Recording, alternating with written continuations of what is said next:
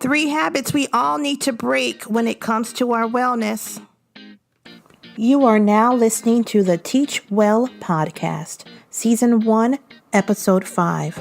Previously on our last episode, I am so proud of you. I saw some of you standing in the rain with their signs, and that rain was tough.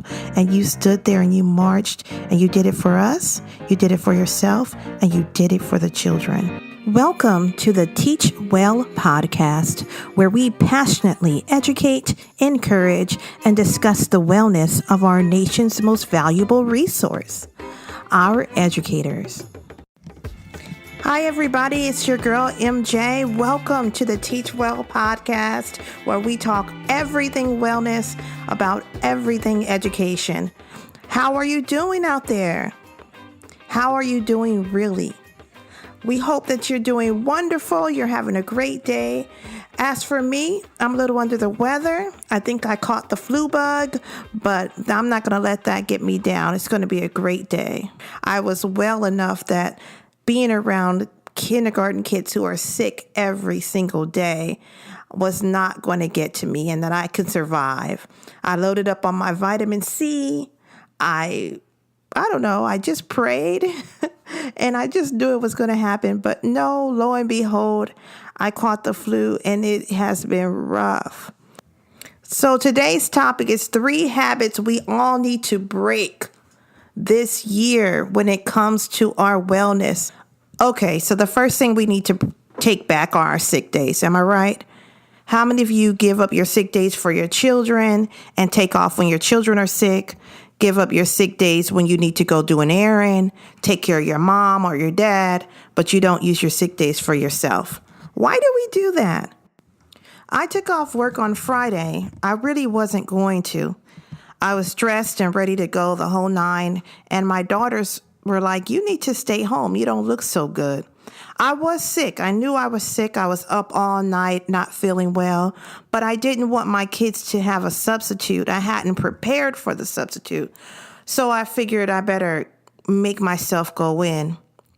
But I stopped myself and I stayed home, and good thing I did, because I was very, very sick. I think I had the flu. I ended up staying in bed all day and resting and recuperating. And as I was laying here, I said, what would I have done if I was at work? I couldn't leave the classroom to run back and forth to the restroom, and I didn't have the medicines or anything that I needed, and I couldn't get the rest that I needed. What would I have done in the classroom, and what good would I be? So I stayed home. How often do you stay home? But if we do stay home, we need to make sure we're using that time wisely. We're not just hanging out and running more errands or preparing for next week's lesson. We need to actually rest. That's what's the hard thing for me to do. To actually lay up in the bed and do nothing, that's not really my style. So that was very difficult, but I did it. And I think that's one of the main things that we need to start doing, is taking our sick days for ourselves. The second thing we need to do is stop putting more on our plate. I was at work the other day and we were talking about the 100th day. It's coming up, and it is. And they gave me, the people on my grade level gave me this sheet of paper that they've been using for years to send home. They want the kids to bring 100 snacks, which I know is common. And we're going to do different centers where the kids get to count out 100 snacks. They also want the kids to dress up like they are 100 years old, and they would like me to dress up like I'm 100 years old and make a whole entire day celebrating the 100th day. Now, I know I'm going to step on somebody's toes here, but I don't get the 100th day. My kids can count to 100. We know how to count to 10. We know 10 tens make 100. And I know it's fun and it's cutesy, but it's taken away from some much needed time to do other things. Plus, it's putting more on my plate. It's more for me to do. Now I have to figure out how I'm dressing like 100-year-old. Now I have to send letters out to parents. I have to pack up and prep all these snacks. And it's not even for anything that I think is that important. And I asked myself, why do we keep doing this? Every year, there seems to be something else that we add to our plate and make it more and more elaborate. We are going to do 100 day, and we are going to have an hour worth of centers. And I'm not counting out 100 snacks for the students. I'll provide them with a bag. They can count out their own snacks. If they dress up, I'm welcome for them to dress up, but I'm not dressing up, and I'm not encouraging everyone to dress up. To maintain good wellness, to be at peace, to be happy, we have to start making choices about our time and say, that's not worth it. It doesn't make me happy. It doesn't fill me with joy. It doesn't really do anything for the kids to count out 10 Cheerios and put them in a bag. And if that's how you feel about it, then just don't do it. You don't have to participate in everything. We add too much stress in our lives by participating in every activity. And I say it's time for us to stop it. Let's just start saying no.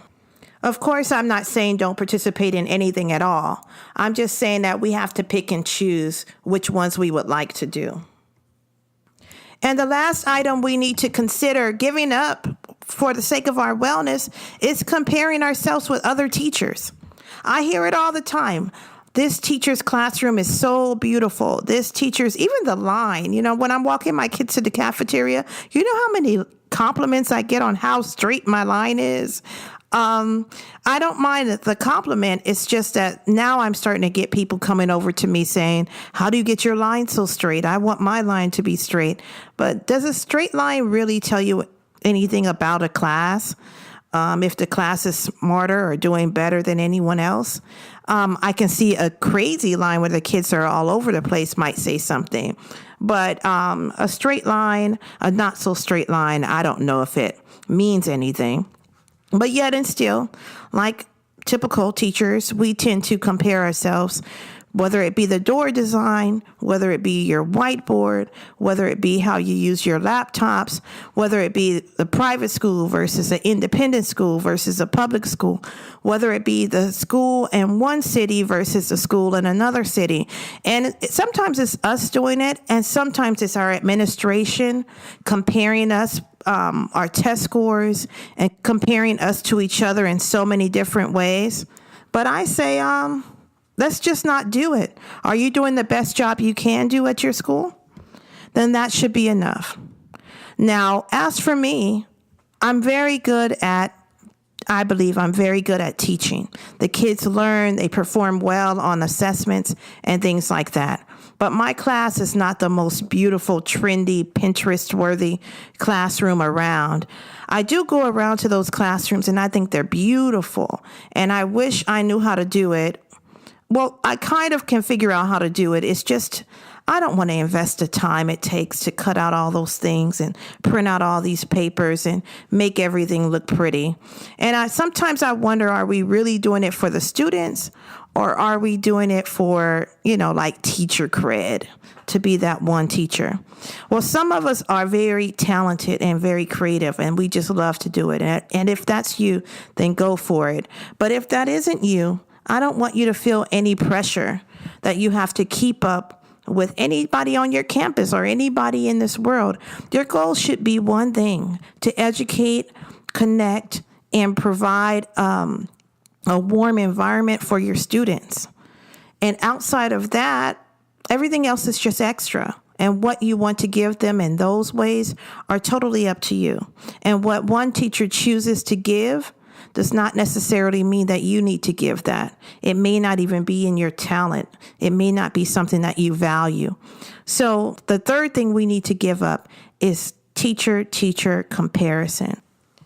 So your assignment for the week, to make sure that you keep joy in your life and that you love going to work and you're not stressed and overworked and you're well taken care of like you take care of others, is to just simply reflect.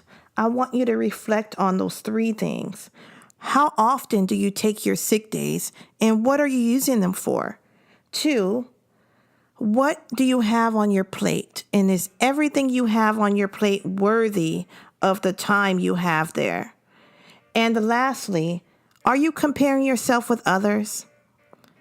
As always, I hope what we talked about today is resonating with you and that you feel and know that you are appreciated. Until next time, be well. Thank you for listening to the Teach Well podcast, where teacher wellness matters. And remember, in order to teach well, you must be well. Don't forget to like, follow, and subscribe.